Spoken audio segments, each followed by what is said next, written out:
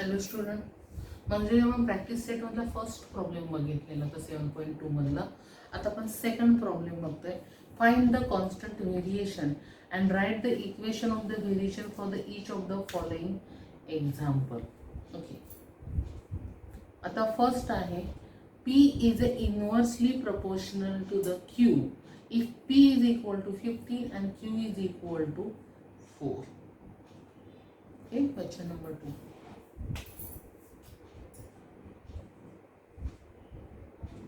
P is inversely proportional to the Q.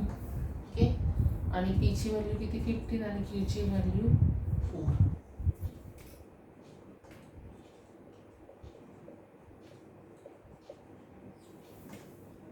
आणि आपल्याला find out काय करायचं आहे, इक्वेशन तयार करायचं आणि कॉन्स्टंट व्हॅल्यू फाइंड आउट करायची आहे. बरोबर आहे.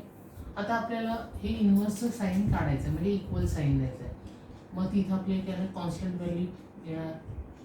बरोबर आहे. Therefore P into Q is equal to K. आता P ची व्हॅल्यू किती आहे 15, Q ची व्हॅल्यू किती आहे 4. मग 15 चौक 60 म्हणजे K इज इक्वल टू 60 आलेलं आहे. बरोबर आहे. म्हणजे आता इक्वेशन फॉर्ममध्ये जर लिहायचं असेल, equation of the variation means P into Q म्हणजे PQ इज इक्वल टू 60. हा कोणता फॉर्म आहे, इक्वेशन ऑफ व्हेरिएशन.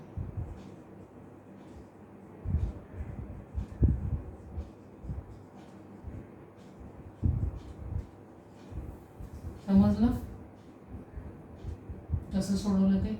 एक लास्ट प्रॉब्लेम पण देऊ आपण, तुमच्या लक्षात येईल. काय last problem, x is inversely proportional to 1 square root of y. Okay, आणि x इज इक्वल टू किती आहे 15 आणि y is equal to 9. Problem लिहूया आपण. Fourth, x is inversely proportional to square root of y. बरोबर आहे. मग आता आपण इन्व्हर्सचं साइन काढूया.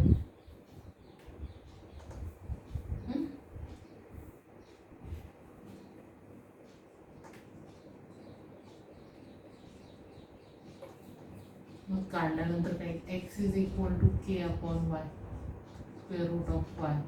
therefore x into square root of y is equal to k. आता x ची व्हॅल्यू किती आहे 15 आणि स्क्वेअर रूट ऑफ y ची व्हॅल्यू 9.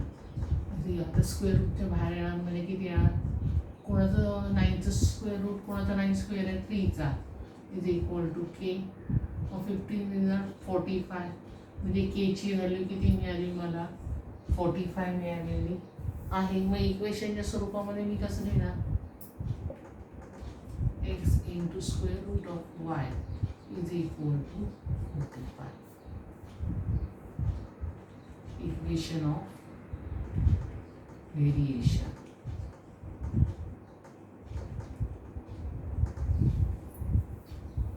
बघा कसं सोडवलं ते. 2 एक्झाम्पल, पहिलं आणि शेवटचं क्वेश्चन 2 मधलं मी दाखवलेलं आहे. मधले 2 प्रॉब्लेम तुम्ही ह्याच पद्धतीने सोडवायचे, अतिशय सोपे आहेत, काहीच प्रॉब्लेम नाही आहे.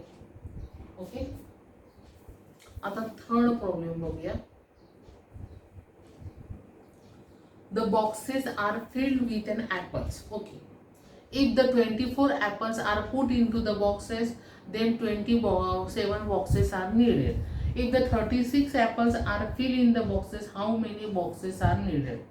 आता त्यांनी काय सांगितलेलं, आपल्याकडे बॉक्स आहे आणि त्या बॉक्समध्ये आपल्याला ॲपल भरायचे आहेत. बरोबर आहे.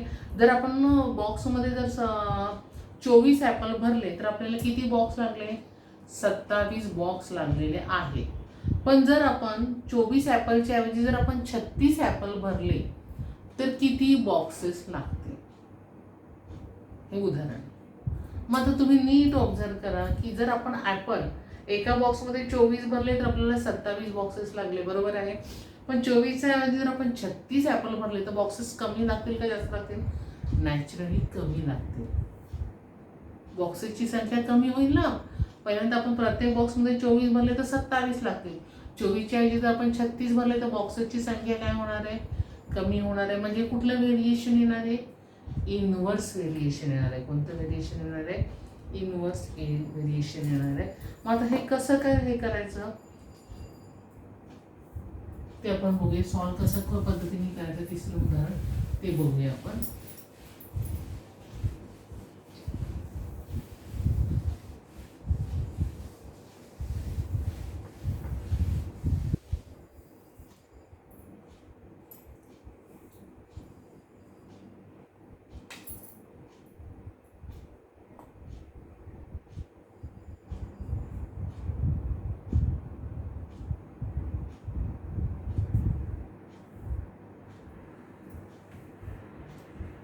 Let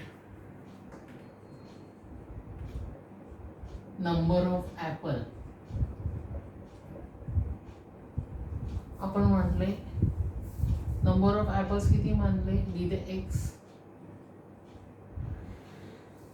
and the number of boxes is required to fill them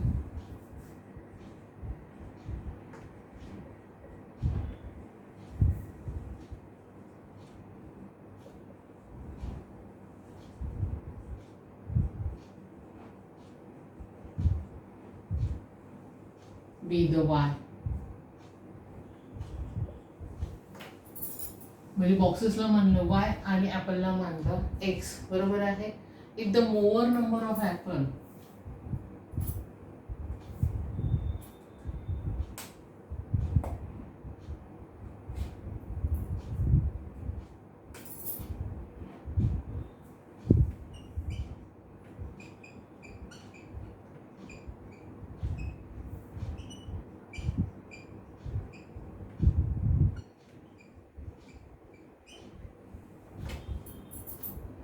if the more number of apple in the box, then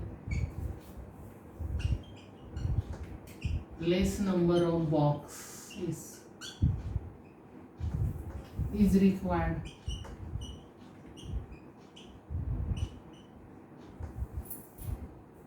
to fill them.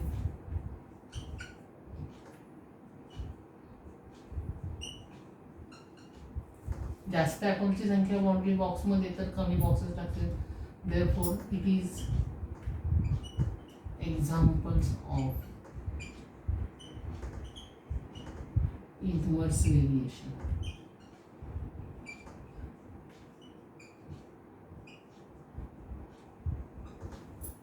बरोबर आहे. म्हणजेच काय x is the number of apple x आहे is inversely proportional to 1/y. बरोबर आहे. Therefore x is equal to k upon y. Therefore x into y is equal to k. बरोबर आहे. Is the equation of the variation. मतलब when x is equal to 24 and y is equal to 27.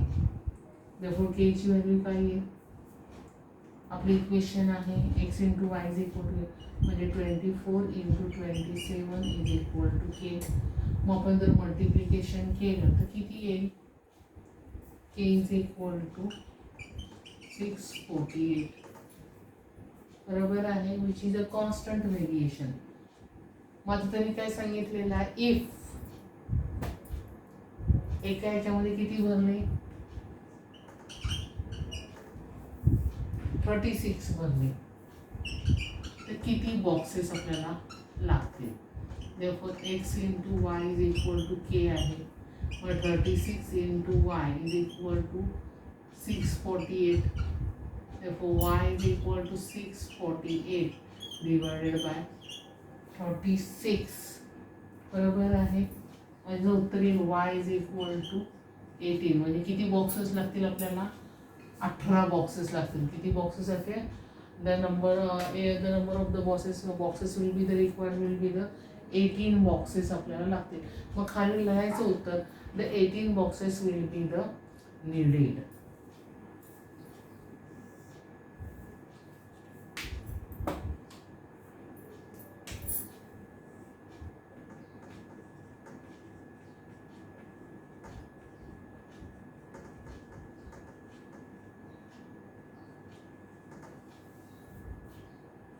याचं answer लिहायचं आहे व्यवस्थितरित्या.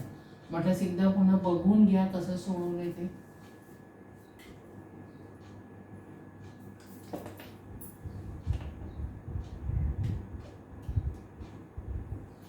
आता पण चौथा प्रॉब्लेम होतो. Write the following statement using the symbol of the variation. The wavelength of the sound L and its frequency F are inversely proportional.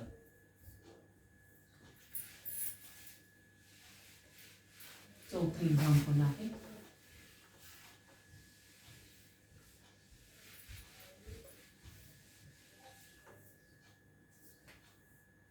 The wavelength of the sound L and its frequency F are in inverse relation.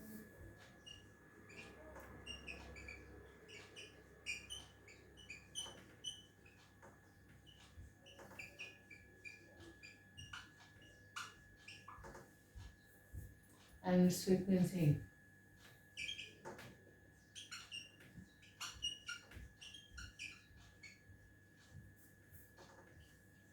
F are in inverse variation.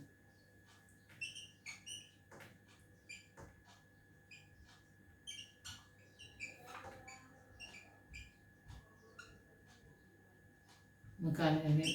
L is inversely proportional to 1, is inversely proportional to the frequency F. The intensity L of the light is inversely with the square of its distance seen in the lab.